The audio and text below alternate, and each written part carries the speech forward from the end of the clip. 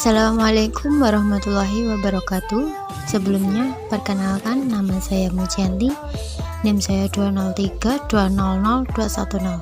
Saya dari kelas PGMIG. Saya akan menyampaikan pengertian dari strategi, teknik, metode pendekatan dalam pembelajaran. Strategi pembelajaran merupakan rencana kegiatan pembelajaran yang mewujudkan peserta didik mampu mencapai tujuan belajar menjadi aktif dengan berbagai metode dan komponen yang secara efisien dan efektif. Kemudian, teknik pembelajaran. Teknik pembelajaran merupakan cara yang dilakukan seseorang dalam mengimplementasikan suatu metode secara spesifik. Selanjutnya, metode pembelajaran adalah teknik yang dikuasai pendidik atau guru untuk menyajikan materi pelajaran kepada peserta didik di kelas, baik secara individu maupun kelompok, agar materi pelajaran dapat diserap, dipahami, dan dimanfaatkan oleh peserta didik dengan baik. Kemudian, pendekatan pembelajaran. Pendekatan menurut Gulo adalah titik tolak atau sudut pandang kita dalam memandang seluruh masalah yang ada dalam program belajar mengajar. Selanjutnya yaitu perbedaan di antara pendekatan, strategi, metode, dan teknik. Untuk pendekatan itu mewadahi, menginspirasi, menguatkan, dan melatar belakangi metode pembelajaran dengan cakupan teoritis tertentu. Selanjutnya yaitu strategi. Strategi itu cara tertentu yang digunakan secara prosedural dan sistematis dalam suatu aktivitas pembelajaran untuk meningkatkan kualitas hasil dan proses belajar. Kemudian untuk metode, upaya atau cara untuk mengimplementasikan rencana yang telah disusun dalam kegiatan nyata agar tujuan yang telah disusun tersebut dapat tercapai secara optimal.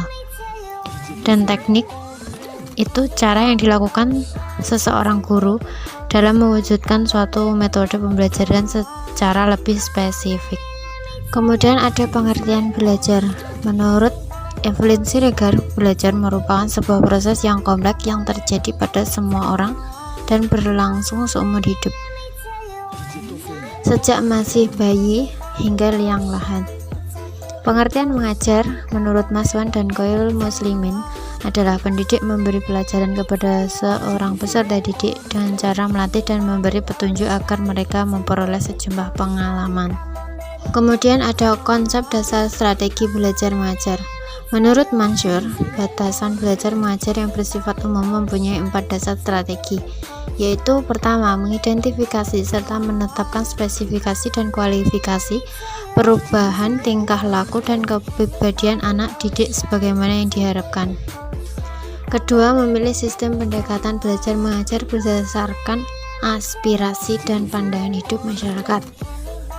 Yang ketiga, memilih dan menetapkan prosedur, metode, dan teknik belajar mengajar yang dianggap paling tepat dan efektif, sehingga dapat dijadikan pegangan oleh guru dalam menunaikan kegiatan mengajarnya.